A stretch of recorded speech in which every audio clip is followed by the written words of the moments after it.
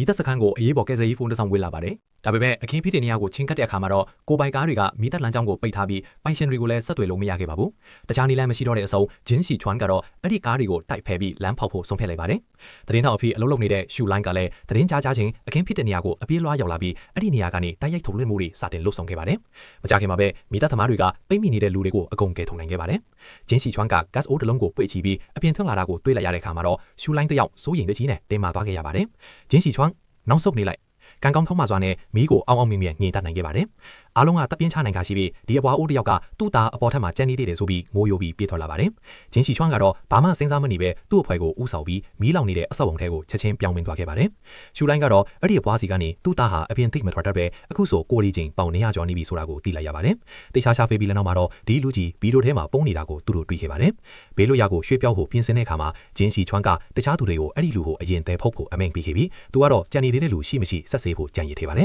။ဒါပေမဲ့မီးကပိုပြင်းထန်လာပြီးကြားဖြတ်ပေါက်ကွဲမှုတွေကလည်းတစ်ခုပြီးတစ်ခုဖြစ်လာပါတယ်။အခြေအနေကအယံကိုအန်ဒီရဲများလာခဲ့ပါတယ်။ပေါက်ကွဲမှုတစ်ခုအတွင်းမှာဂျင်းစီချွမ်ကဗီဒီယိုကြီးတစ်ခုအောက်မှာပြိမိသွားခဲ့ပါတယ်။သူအသေးအတန်ရုန်းကန်ပေမဲ့သူ့ဖက်ဖက်လဲကအောက်ဆီဂျင်တွေကတော့ကုန်တလုံးထင်နေပါသည်။တစ်ဖက်မှာလည်းရှူလိုင်းကတခုခုမားနေပြီဆိုတာကိုခံစားမိနေပါတယ်။သူကအနီးနားကကားဘောကကဲဆယ်ရေးပစ္စည်းလေးကိုတွေ့သွားပြီးစိတ်လိုက်မှန်ပါဆုံးဖြတ်ချက်တစ်ခုချလိုက်ပါတယ်။ဂျင်းစီချွမ်ရဲ့အောက်ဆီဂျင်ကုန်ခါနီးပြီးတတိလစ်တော့မဲ့အချိန်မှာပဲသူ့မျက်နှာပေါ်ကိုအောက်ဆီဂျင်နှာခေါင်းစည်းတစ်ခုရုတ်တရက်ရောက်လာပါတယ်။ဝေဝေဝါဝါကြားထဲမှာရှူလိုင်းရဲ့အတန်ကိုသူကြားလိုက်ရပါတယ်။ဒါဟာအိမ်မက်မဟုတ်ပါဘူး။အဲ့ဒီစွတ်တရွတ်ကောင်မလေးကသူ့ကိုကယ်ဖို့တကယ်ကြီးပြေးဝင်လာခဲ့တာပါ။သူချက်ချင်းတတိပြန်ဝင်လာပြီးခန္ဓာကိုယ်လေးကိုအင်းအားတွေပြန်ပြေးလာခဲ့ပါတယ်။သူတို့နှစ်ယောက်ဟာတယောက်ကိုတယောက်တွဲကူပြီးဝရန်တာဘက်ကိုထွက်ပြေးခဲ့ကြပါတယ်။အပြင်မှာတော့အဖွဲသားတွေကသူတို့အတွက်ကဲဆယ်ရေးလေးကားကိုအစင်းတင်ပြင်ထားပြီးသားပါ။ဒါပေမဲ့သူတို့လေးကားကိုအောင်းအောင်မြင်မြင်ရောက်သွားတဲ့အချိန်မှာပဲနောက်ထပ်ပြင်းထန်တဲ့ပောက်ကွဲမှုတစ်ခုဖြစ်ပွားခဲ့ပါတယ်။ဘာမှစဉ်းစားမနေပဲဂျင်းစီချွမ်ကရှူလိုင်းကိုသူ့ရင်ခွင်နဲ့တင်းတင်းကြပ်ကြပ်ဆွဲဖက်ပြီးသူ့ခန္ဓာကိုယ်နဲ့ကာကွယ်ပေးလိုက်ပါတယ်။အချိန်ဒီအားလုံးငြိမ်သက်သွားတဲ့အခါမှာတော့တေဘေးကနေတီးတီးလေးလွတ်မြောက်လာတဲ့သူတို့နှစ်ယောက်ဟာဝေးဟင်းမှာပဲတယောက်ကိုတယောက်တင်းတင်းကြပ်ကြပ်ဖတ်ထားမိကြပါတယ်။အားလုံးကိုအောင်းအောင်မြင်မြင်ကဲတင်နိုင်ခဲ့ပေမဲ့အဖွဲသားတွေစခန်းကိုပြန်ဖို့ပစ္စည်းတင်းနေတဲ့အချိန်မှာတော့လမ်းပိတ်ထားတဲ့အဲ့ဒီကားပိုင်ရှင်ကရောက်လာပါတော့တယ်။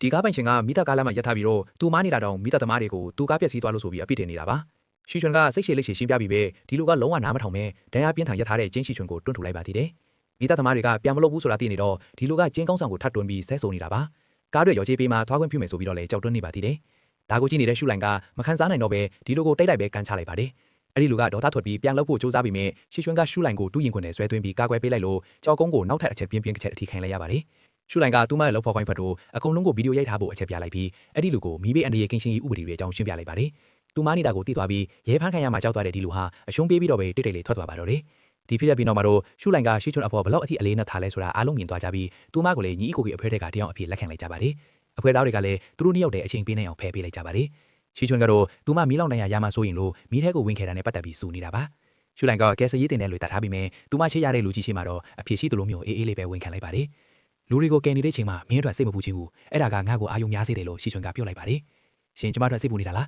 ရှင်ကျမတို့စိတ်ပူနေတာပဲခုနကပဲစိတ်ပူတယ်လို့ပြောလိုက်တာနော်ကျင်းရှီချွန်ရှင်ကျမကိုဂယုစိတ်နေတာပဲဆိုပြီးရှူလိုင်ကပြန်ပြောလိုက်ပါတယ်ဟေးလို့သူကတားပြီးမြဲသွားတော့နော်မေကြီးဆိုပြီးသူ့ညီကိုတွေကကျင်းရှီချွန်ကိုပြစ်ထားခဲ့လို့ရှူလိုင်ကသူ့နောက်ကိုအရေးလိုကန့်လိုက်သွားပါတော့တယ်အဲ့ဒီချိန်မှာအနာမဆုံနေတဲ့ဟော့ရန်ဂျုံကသူတို့နှစ်ယောက်ရဲ့အခြေအနေကိုကြည့်ပြီးစိတ်မသက်မသာဖြစ်နေပါတယ်အထူးသဖြင့်ရှီချွန်ကရှူလိုင်ဆဲနှလုံးလုံးချိခဲ့တဲ့သူဆိုတာသိသွားပြီးနောက်မှာပို့ဆိုးသွားတာပါသူကရှူလိုင်ကိုသူ့ရဲ့ခံစားချက်တွေကိုဖွင့်ပြဖို့စ조사ပြီးမြဲစကားမပြောရသေးခင်မှာပဲအနောက်ရတစ်ခုကြုံလိုက်ရပါတယ်ရှူလိုင်ကရှီချွန်နောက်ကိုလိုက်သွားရင်သူကဆရာအောင်မလေးတယောက်နဲ့စကားပြောနေတာကိုမြင်သွားပါတယ်သူတို့ကြမှာဘာပတ်သက်မှုရှိနေမလဲဆိုတာသိချင်လို့ရှူလိုင်ကထောက်တနေရကနေခိုးကြည့်နေမိတာပါရှီချွန်ကအဲ့ဒီဆရာအောင်မလေးကိုခွင့်လွှတ်ပေးဖို့တောင်းပန်နေပြီးမြဲသူမကတော့ဘယ်တော့မှခွင့်မလွှတ်နိုင်ဘူးလို့အေးဆက်ဆက်ပဲပြန်ပြောလိုက်ပါတယ်ဈေးထိုးနေတဲ့ချိန်ကျင်းရှီချွန်ရဲ့ပခုံးတွေကဖလားဖြစ်နေပြီးသူ့ကြောကုန်းဘော်ကများပြားလာတဲ့ဒရပရဝတွေကိုမြင်လိုက်ရတဲ့အခါရှူလိုင်ကစိတ်မကောင်းလို့ငိုမိပါတော့လေ